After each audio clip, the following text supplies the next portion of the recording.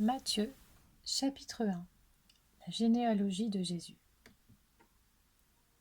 Voici la généalogie de Jésus-Christ, fils de David, fils d'Abraham. Abraham eut pour fils Isaac. Isaac eut Jacob. Jacob eut Juda et ses frères. Juda eut Péretz et Zérak de Tamar. Péretz eut Esrom.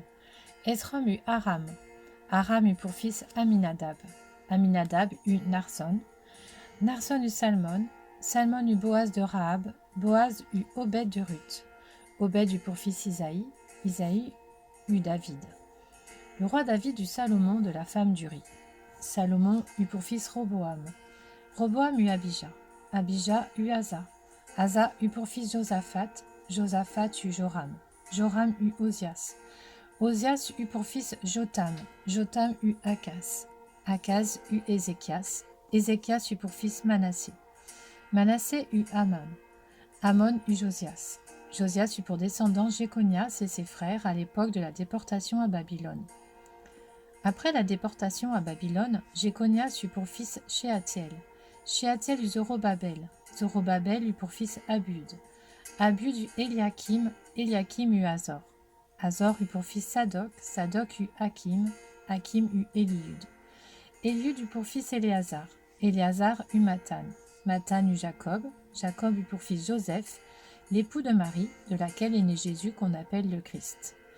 Il y a donc en tout 14 générations depuis Abraham jusqu'à David, 14 générations depuis David jusqu'à la déportation à Babylone et 14 générations depuis la déportation à Babylone jusqu'au Christ. Voici de quelle manière arriva la naissance de Jésus-Christ.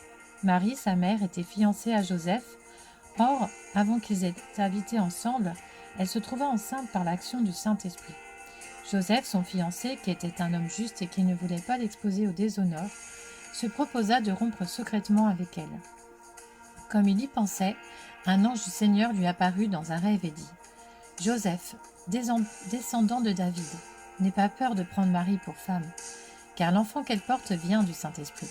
Elle mettra au monde un fils, et tu lui donneras le nom de Jésus, car c'est lui qui sauvera son peuple de ses péchés. » Tout cela arriva afin que s'accomplisse ce que le Seigneur avait annoncé par le prophète.